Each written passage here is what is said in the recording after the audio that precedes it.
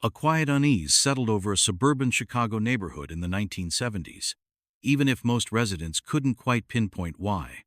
John Wayne Gacy was a well-liked local contractor who threw neighborhood parties and even dressed up as a clown to entertain children at hospitals.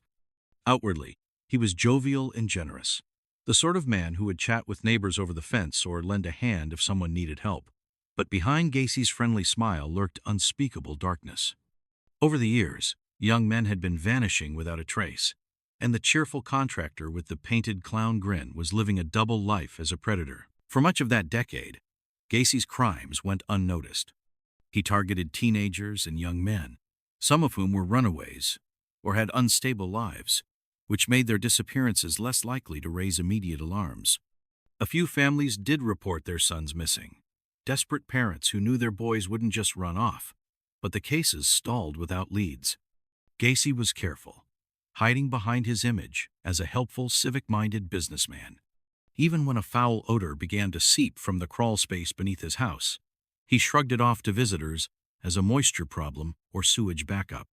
No one could imagine that beneath the floorboards of 8213 Summerdale Avenue, NU, lay the remains of numerous lost sons. By 1978, however, cracks in Gacy's facade had begun to appear. In the spring of that year, a young man named Jeffrey Rignall had a terrifying encounter. He was lured into Gacy's car, chloroformed and brutally assaulted. Rignall survived and went to the police, describing the hefty man who had attacked him and even pointing out Gacy's house. A criminal charge for battery was brought against Gacy, but the legal process inched forward slowly. Gacy remained free, denying everything, and no one yet connected him to the other disappearances. But this incident was a harbinger of the predator's growing boldness and the beginning of his unraveling. The turning point came on a cold December evening in 1978. 15-year-old Robert Piest was working at a pharmacy in Des Plaines, Illinois, a suburb of Chicago. He was a bright, hard-working kid who had just finished his shift when he mentioned to his mother that he was stepping outside to speak with a contractor about a potential summer construction job. That contractor was John Wayne Gacy, who had been at the pharmacy earlier in the day on business. Robert promised he would be right back, but he never returned. When his worried mother reported her son missing that night, she told police about the contractor named Gacy, who Robert had gone to meet. Detectives quickly learned that the affable man, who was likely the last person to see Robert alive, had a disturbing history. A background check on John Wayne Gacy revealed a prior conviction for sexually assaulting a teenage boy years earlier in Iowa. This immediately raised red flags. When officers first knocked on Gacy's door to inquire about Robert Piest, Gacy was polite and cooperative on the surface. He admitted he had been at the pharmacy but claimed he never offered the teen a job and had no idea where Robert was. He even said he felt sorry for the family and hoped the boy would be found. But investigators sensed something was off. Gacy's casual demeanor seemed a bit too smooth, and inconsistencies in his story, combined with his criminal record, made the police deeply suspicious. They knew they needed to dig deeper, and fast. On the 13th of December, 1978, just 2 days after Robert went missing, detectives obtained a warrant to search Gacy's house. It was a modest, one-story ranch home, neat, unremarkable, and adorned with clown paintings on the walls. The search team did not find Robert or any obvious signs of a struggle, but what they did discover was odd and unnerving. In the master bedroom and closet, they found items that seemed out of place: a pair of handcuffs, various driver's licenses that didn't belong to Gacy, and several rings and jewelry items, clearly too young in style to be his. One class ring in particular bore the initials of a high school student unknown to Gacy's family. In a trash can, an officer pulled out a crumpled photo receipt from Nissan Pharmacy, the very store where Robert Piest had worked. This receipt had been left behind by one of Robert's co-workers and had apparently ended up in Gacy's house. Finding it, there was a chilling sign that Robert Piest had indeed been inside Gacy's home. Each clue on its own was circumstantial, but together they painted a dark picture. As investigators stepped out of the house that night, carrying these puzzling items as evidence, they felt a growing dread about what they might be dealing with. Without a body or concrete proof of a crime, the police couldn't arrest Gacy immediately. Instead, They placed him under round-the-clock surveillance while they gathered more information. 2 teams of officers were assigned to follow Gacy's every move. Gacy soon realized he was being watched, but in a display of brazen confidence, he almost seemed to relish the attention. The stout, affable contractor greeted the officers with a smirk whenever he spotted them trailing him. On some occasions, he would lose the tail on purpose by speeding through yellow lights and taking sudden turns, only to later reappear and taunt the police for failing to keep up. Other times, amazingly, he invited the weary detectives to join him for breakfast or coffee at local diners, which they cautiously accepted in order to keep up the ruse of casual observation. Over bacon and eggs at one such meal, Gacy cheerfully regaled the officers with stories about his business and his community work. With a faint grin, he made a remark that sent a shiver through the men listening. "You know, clowns can get away with murder." The detectives looked at him, unsure if they had heard right. Gacy just chuckled. It was a joke, perhaps. But in that moment, the police officers felt they were sitting face to face with a monster hinting at his own atrocities. While Gacy played cat and mouse with the surveillance teams, investigators were working frantically to build their case. They began connecting the dots between Gacy and other unsolved disappearances. They discovered that a former employee of Gacy's construction business, a teenage boy named John Butkovich, had vanished in 1975 after a heated argument with Gacy over unpaid wages. Butkovich's car was found abandoned, but no one had been able to tie it to foul play at the time. Now, detectives re-interviewed Butkovich's parents, who recalled their son had been afraid of his boss. Other names surfaced. A young man who had worked for Gacy, Gregory Godzik, had gone missing in 1976. Another, Charles Hatula, was found drowned in a river under mysterious circumstances. Each lead made it increasingly clear that many of these cases had one common thread. They all intersected at John Gacy. One of Gacy's current employees, a youth named Michael Rossi, revealed to police that Gacy had oddly sold him a car that once belonged to a teenager named John Syke, who had since disappeared. Another employee, David Cram, recounted an eerie gift. Gacy had given him a watch, joking that it had belonged to someone who was dead. Bit by bit, investigators were uncovering a pattern of young men who entered Gacy's life and never reappeared. As the surveillance continued into mid-December, the friendly veneer that Gacy presented began to crack. Detectives noticed that he looked increasingly tired and haggard each day. He stopped shaving, and dark circles grew under his eyes. The constant tailing by police, combined with the knowledge that his gruesome secrets were on the verge of exposure, was wearing him down. Gacy began drinking heavily. On the night of the 18th of December, frustrated and feeling cornered, he went so far as to visit his lawyers to discuss filing a harassment complaint against the Des Plaines police, an attempt to legally force them to stop following him. It was a bold move, but it reeked of desperation. Investigators knew time was running in their favor. Gacy was close to breaking. But they also worried. What if he snapped and fled or destroyed evidence? The tension was building daily, and an ominous feeling hung in the air as Christmas approached. The breakthrough came from an often overlooked sense: smell. During one of the surveillance operations, 2 officers followed Gacy into a bar and then back to his house late on the 19th of December. Gacy, trying to appear nonchalant, invited the officers inside for a nightcap, and they pretended to oblige. While Gacy chatted in the living room, one detective casually wandered toward the hallway and felt a warm draft as the furnace kicked on. Carried on that warm air was an unmistakable odor that hit him like a punch to the gut, the smell of death and decay. The officer had served in the military and knew that scent from the battlefields. It was the odor of human decomposition. His heart pounded as he quietly noted the vent location and rejoined the conversation. The other detective had caught it too, a foul, sweet, rotting stench wafting up from the heating ducts. In that chilling moment, any remaining doubt they had about Gacy's involvement in something truly horrific evaporated. They left the house shortly after, exchanging looks of silent understanding. There were bodies somewhere under that house. They were now sure of it. On the following day, the 20th of December, the investigators hurriedly drew up plans for a second, more thorough search warrant that would allow them to excavate the crawlspace beneath Gacy's home. They knew they finally had probable cause.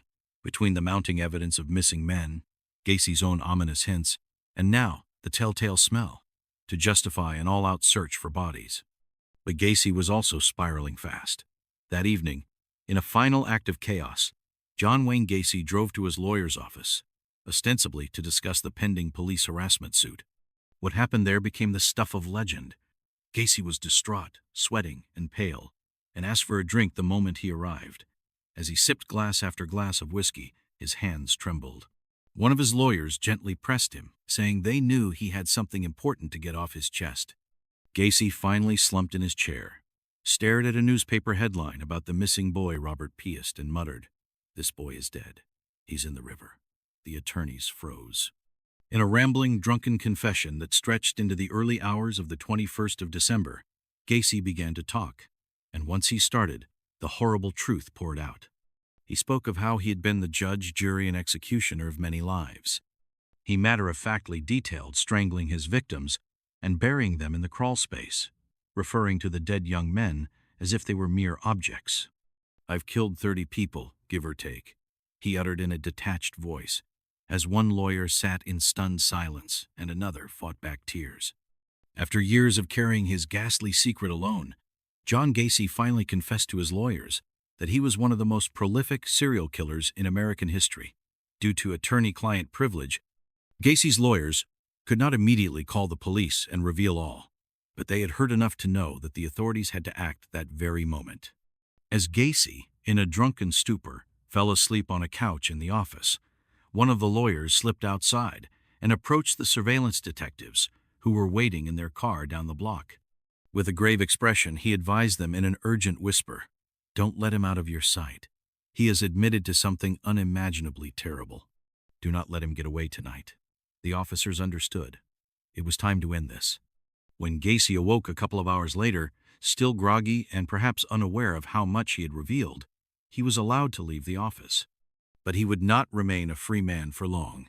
The morning of the 21st of December, 1978, dawned cold and gray. Gacy, likely realizing that his time was almost up, drove around aimlessly, visiting friends to say odd goodbyes. Surveillance officers followed closely, watching his every move. They saw him hand a small package of marijuana to a gas station clerk and mutter something about the end coming. Sensing that he might be about to flee or harm himself, the police decided it was too dangerous to wait any longer. That afternoon, under pretense of the drug offense, they arrested John Wayne Gacy. The killer clown, as the world would soon know him, was finally in custody. Gacy went quietly, perhaps relieved in a way, as if the weight of his gruesome burden had become too heavy to carry. With Gacy safely behind bars, detectives immediately executed the second search warrant for his house. Evidence technicians and police officers gathered at the little ranch house on Summerdale with shovels, flashlights, and body bags, steeling themselves for what they might find. They entered the crawl space beneath the house, a shallow, dirt-floored chamber that ran under the living room and kitchen. The space was claustrophobic and dark, less than 3 feet high in some areas, forcing the evidence techs to crawl on their bellies. In the beam of a flashlight, one officer saw small mounds in the earth, as if something had been buried and covered over. A detective began to dig at one of the mounds with a shovel. Within moments, the soft, damp soil gave way to a horrifying discovery: putrid, decomposed human remains. He exhaled sharply and called out to those above. The first thing visible was a human arm bone, the flesh long decayed. Nearby, the outline of a skull emerged in the dirt. As they cleared more earth, another body appeared beside the first, their bones intermingled in a ghastly tangle. Even these seasoned officers, some who had seen combat, others who had worked homicide for years, were shaken to the core. One officer climbed out from the crawl space, looked at his superior, and said, "Charge him with murder. This place is full of kids." The house that had once echoed with laughter during Gacy's friendly neighborhood parties had become a crypt of unimaginable horror. News of the findings spread quickly through the police department and then to the press. By nightfall on the 21st of December, live television trucks had gathered near the scene, their lights illuminating the facade of Gacy's house as investigators worked on. The following day, the 22nd of December, as dawn broke, Gacy faced the reality of what he had done. Confronted by detectives with the evidence of multiple bodies under his home, Gacy finally gave a formal statement. Sitting in an interrogation room, he spoke calmly, almost clinically, as he confessed to each murder in turn. He refused to take full blame, claiming at times that his victims had consented to his games or that some had died accidentally. He coolly described how he'd lured young men with promises of work or money, how he tricked them into handcuffs by pretending to perform a magic trick as his clown alter ego, and then how he strangled them with a rope. He remembered some of their names. Others, he said, were just faces or drifters he couldn't identify. To the astonishment of the officers, Gacy even offered to sketch a diagram of the crawlspace, marking where the bodies were buried, a final point of pride in his handiwork. In that confession, he revealed one more chilling detail. He had planned to pour concrete over the crawlspace in the coming weeks, permanently sealing in the remains of his victims. Had Robert Piest not gone missing and spurred this investigation, Gacy might have covered up his crimes forever under a layer of cement. Over the next several days, the world watched in horror as the full extent of Gacy's atrocities was uncovered. Law enforcement teams carefully removed body after body from beneath the house. Each time they thought they had found the last, they would discover yet another set of bones in another corner of the crawlspace. The count climbed 5, 10, 20. By the end of the excavation, 29 bodies were recovered from under Gacy's home and in the dirt around his property. Many of the victims were so decomposed that immediate identification was impossible. It would take weeks and months of forensic work to name them. Meanwhile, Gacy guided police to the places where he said he had discarded additional bodies into the Des Plaines River when he ran out of room at home. Over the winter, divers recovered 4 more bodies from the icy waters, bringing the known victim count to 33. Families across the Midwest waited in agony for news, dreading that their missing sons might be among the dead. Tragically, many were. The faces of smiling teenagers from missing person posters now became the faces of Gacy's victims on the evening news. The arrest and revelations of John Wayne Gacy sent shockwaves far beyond the quiet neighborhood where he had lived. Neighbors stood outside the police tape, faces pale and eyes wide, watching as the bodies of young men who had once walked their streets were carried out in bags. They recalled how Gacy had laughed with them at block parties, how he dressed as Pogo the Clown to bring joy to children, and they felt sick knowing that all the while, his house had been a coffin for the innocents he murdered. Reporters dubbed him the Killer Clown, a grotesque twist on his once wholesome persona. The case dominated headlines, and people across the country shuddered at the details. A serial killer hiding in plain sight, a man trusted in the community who beneath his house hid a literal chamber of horrors. In the end, Gacy was held accountable for each life he took. He was tried and convicted for 33 murders, the largest tally of any one killer in U.S. history at that time, and eventually, he was executed for his crimes. But even as justice was served, the haunting legacy of John Wayne Gacy lingered. The investigation that led to Gacy's capture stands as a testament to dogged police work and perhaps a bit of fate. It was a single missing 15-year-old boy that finally brought an end to Gacy's killing spree. The detectives of Des Plaines followed the slenderest of threads, a mother's intuition, a crumpled photo receipt, a suspicious story, and kept pulling until an entire tapestry of evil unraveled before them. Their perseverance unmasked a monster who had lurked among them, his crimes hidden literally beneath the surface. The story progresses from a seemingly routine missing person case into the heart of darkness, revealing step by step how law enforcement uncovered one of the most nightmarish discoveries imaginable. It's a story that is both horrifying and strangely hopeful.